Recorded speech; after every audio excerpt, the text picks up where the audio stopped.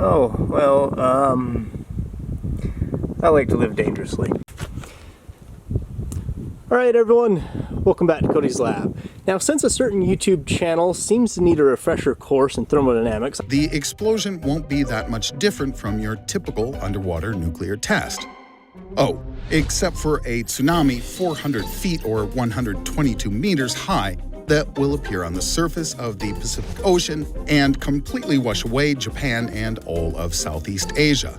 Finally, there's the possibility that so powerful an explosion at the location of a tectonic fault will simply tear the planet itself apart.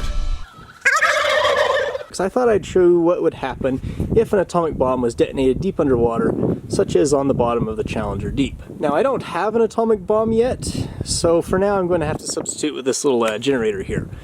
I know it doesn't look like an atomic bomb, but its function is actually very similar.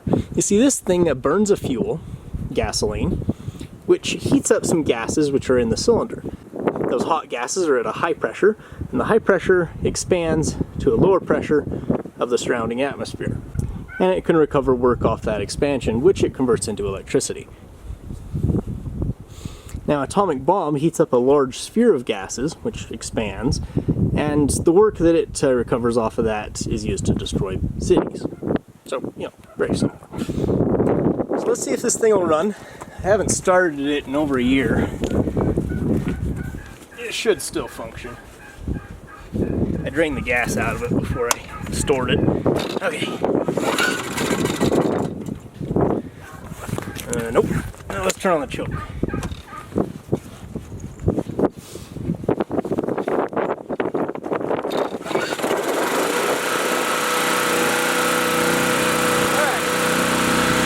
So it's running. Let's go around to the back where the exhaust is coming out.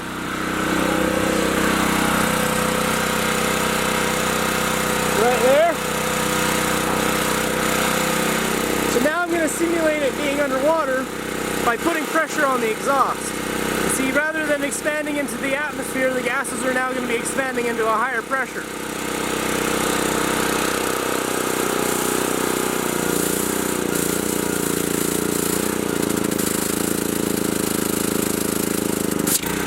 As you can see, the engine does lug down, but I'm not able to put enough pressure on there to shut it off. Likewise, an atomic bomb would have no trouble detonating deep underwater. Now let's see what happens if we try to get this generator to do some actual work by running a blender and electric heater here. Alright, so it's able to do this.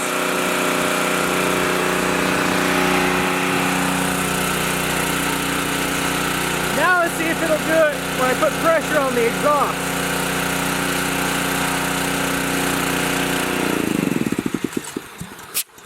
Shuts it right down. You see, in order to generate work, you need a pressure differential. If you have a bunch of hot gases expanding into a high pressure atmosphere, it can only expand a little bit. And so you can't generate very much work off of it. And therefore, the generator was not able to sustain the blender and electric heater there. Now, I didn't even have to push that hard to shut it down.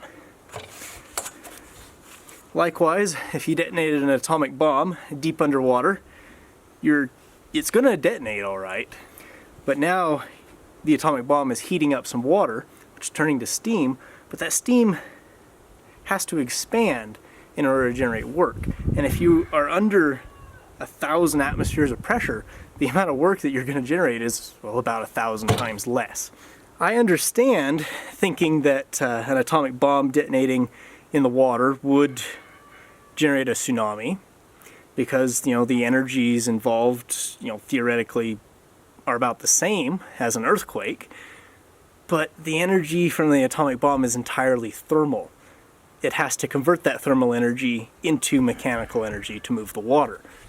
And, you know, up in the atmosphere where the pressure that it's expanding into is low, the conversion between the thermal energy and the mechanical energy is pretty close to 1-to-1. You know, it's probably over 70% efficient. But as soon as you go down into underwater where the pressure that it's expanding out into is very high, the efficiency drops. So it's not going to be able to produce very much usable work. Certainly I wouldn't want to be in the water at the time of the detonation, but it's not going to cause a tsunami. It's simply not going to move very much water. The shock wave will be very minimal. If you want to learn more about what would happen, I'm going to link an article by XKCD down in the description. So, hope you enjoyed. I'll see you next time.